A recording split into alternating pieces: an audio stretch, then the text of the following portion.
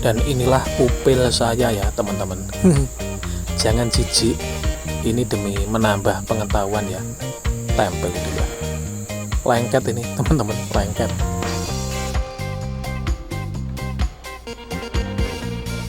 Sebelum saya amati, saya kasih air steril dulu ya. Perhatian, video ini dibuat bukan oleh seorang ahli pengamatan. Video ini bertujuan untuk menambah sedikit edukasi dan wawasan, dan yang paling penting adalah mengobati rasa penasaran dan rasa keingintahuan. Semoga video ini bermanfaat untuk kita semua. Pengamatan dimulai di zoom 40 kali. Seperti biasa, saya menyampaikan pesan dari Pak Embendil untuk Anda, agar Anda dengan senang hati mendengarkan penjelasan dari saya, yang saya dapatkan dari berbagai sumber sambil menonton video ini. Jadi, apa itu upil? Upil adalah sebutan umum untuk lendir atau mukosa pada hidung yang telah mengering. Lendir pada hidung kita biasanya cair dan bening. Namun, ketika bergerak lebih dekat ke permukaan lubang hidung, lendir itu kehilangan kelembaban, mengering, dan mulai mengeras. Keberadaan upil ini sangat wajar, karena selaput lendir pada rongga hidung terus menghasilkan lendir untuk melapisi bagian dalam hidung. Cairan lendir tersebut berfungsi untuk menangkap debu, kotoran, serta kuman yang masuk ke dalam hidung manusia melalui udara. Mungkin beberapa dari Anda belum tahu, kenapa upil itu asin rasanya. Jadi, rasa asin pada upil itu disebabkan karena upil terbentuk dari ingus atau lendir, yang punya nama ilmiah mukus. Ingus punya komposisi 95% air, 3% musin atau protein yang dilapisi gula. Ini yang membuat ingus punya struktur berlendir, dan 2% protein lain dan garam. Yap, benar sekali. Ada garam di ingus kita, makanya rasanya asin. Pak Embendil melanjutkan pengamatan ke zoom 100 kali. Coba perhatikan baik-baik, di zoom 100 kali ini, kita akan melihat beberapa partikel kotoran yang menempel pada upil. Entah partikel-partikel ini berasal dari udara yang kita hirup atau dari jari kita pas ngupil. Bayangkan jika aktivitas kita sehari-hari adalah di tempat yang terpapar debu tinggi, dan kita tidak memakai masker, sangat berbahaya untuk kesehatan, karena selain debu, yang menempel di ingus bisa jadi adalah virus ataupun bakteri, yang mana kemungkinan bakteri atau virus itu sebelumnya sudah menempel pada debu yang kita hirup. Makanya ketika kita sedang sakit, misalnya sakit pilek, lendir yang dihasilkan sangat banyak sampai susah bernafas karena hidung tersumbat. Sebenarnya, itu adalah bentuk pertahanan kita dari bertambahnya virus dan penyakit. Untuk melihat lebih detail partikel-partikel yang menempel pada upil, mari kita lanjutkan pengamatan ke zoom 400 kali. Lihatlah, terlihat partikel dengan bentuk yang mirip cacing berwarna merah. Tapi ini bukan cacing ya, kemungkinan ini adalah partikel dari serat kain, atau mungkin saja ini jamur. Kalau ada dari kawan-kawan yang paham, silahkan komen agar orang lain juga dapat tambahan wawasan.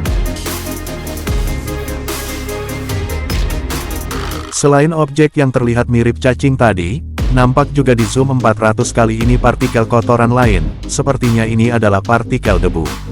Ada juga partikel yang terlihat seperti kristal.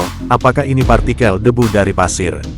Sebab ini adalah upil sampel dari upilnya Pak Embendil sendiri. Kebetulan Pak Embendil kerja di area yang terpapar debu tinggi, dan banyak sekali pasir. Kotoran yang menempel seperti yang terlihat ini tidak bisa kita hindari. Tidak mungkin juga setiap saat kita memakai masker. Contohnya saat tidur. Mungkin kotoran juga berasal dari bantal maupun spray yang kotor. Kebiasaan mengupil pun juga termasuk salah satu masuknya bakteri dan menimbulkan penyakit. Entah karena jari kita yang kotor untuk ngupil, atau terjadi radang karena terlalu sering ngupil. Seperti yang terlihat saat ini, di zoom 400 saja sudah terlihat banyak sekali pergerakan kecil.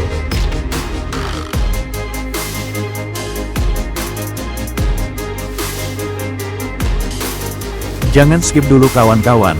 Untuk melihat lebih detail, mari kita lanjutkan pengamatan ke zoom 1000 kali bersama Pak Embendil. Di zoom 1000 kali, saya sarankan untuk menonton dengan mode full screen dan setting resolusi video Anda ke yang lebih tinggi, agar video terlihat lebih jelas.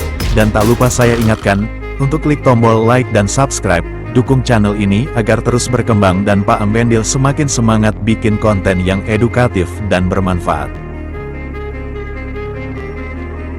Seperti inilah penampakan upil di zoom 1000 kali, banyak sekali bakteri yang terlihat. Jadi begini kawan-kawan, bila dilihat dari sisi kesehatan, ngupil adalah hal yang tidak sehat bagi seseorang, bahkan sampai menjadi kebiasaan kapan dan di mana saja, apapun kondisinya, saat jarinya bersih atau kotor, tetap akan ngupil. Karena itulah, bakteri yang paling sering ditimbulkan akibat seseorang yang sering ngupil adalah Staphylococcus aureus. Jadi, jangan anggap sepele kebiasaan ngupil ini. Perlu diketahui, bakteri Staphylococcus aureus adalah bakteri gram positif, yang sering menyebabkan berbagai macam penyakit klinis. Infeksi yang disebabkan oleh patogen ini sudah umum terjadi, baik di lingkungan masyarakat maupun di rumah sakit. Bakteri ini hidup di tubuh manusia dan bisa ditemukan di hidung dan kulit. Bakteri Staphylococcus aureus sebenarnya tidak berbahaya. Namun, ketika pertumbuhannya berlebihan dan sistem kekebalan tubuh sedang lemah, bakteri tersebut bisa menyebabkan penyakit. Dari sumber yang saya dapatkan, beberapa penyakit yang disebabkan oleh bakteri Staphylococcus aureus antara lain yang pertama adalah infeksi kulit seperti bisul, selulitis, dan impetigo.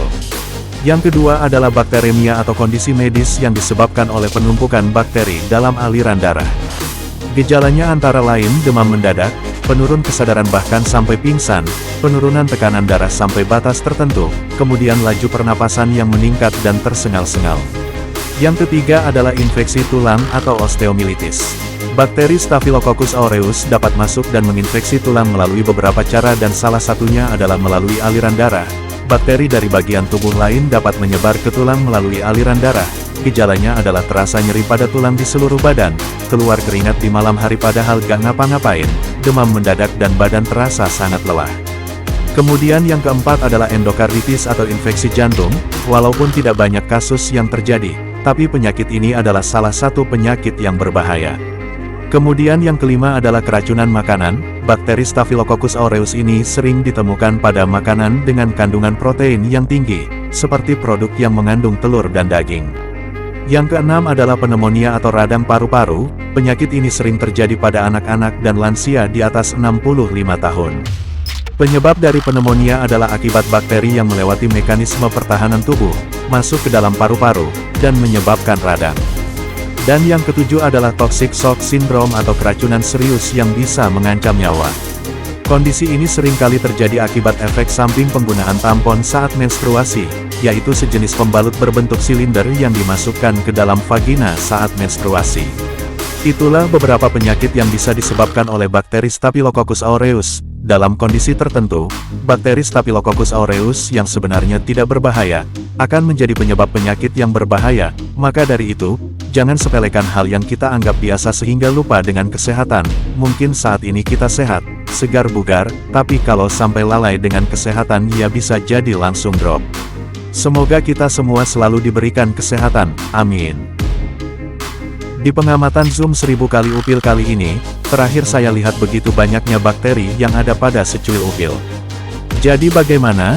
Masihkah Anda menyepelekan kebiasaan mengupil? Saya cuma bisa mengingatkan, yang penting selalu jaga kebersihan, jangan asal ngupil saat tangan Anda kotor. Oke, kita cukupkan pengamatan dan pembahasan singkat tentang upil kali ini. Semoga video ini bermanfaat untuk Anda. Saya harap Anda gak bosan dengan konten-konten dari Pak Bendil. Jangan lupa klik like dan subscribe untuk mendukung channel Dolanan Eksperimen. Terima kasih sudah menonton. Salam sehat selalu untuk Anda sekeluarga. Amin.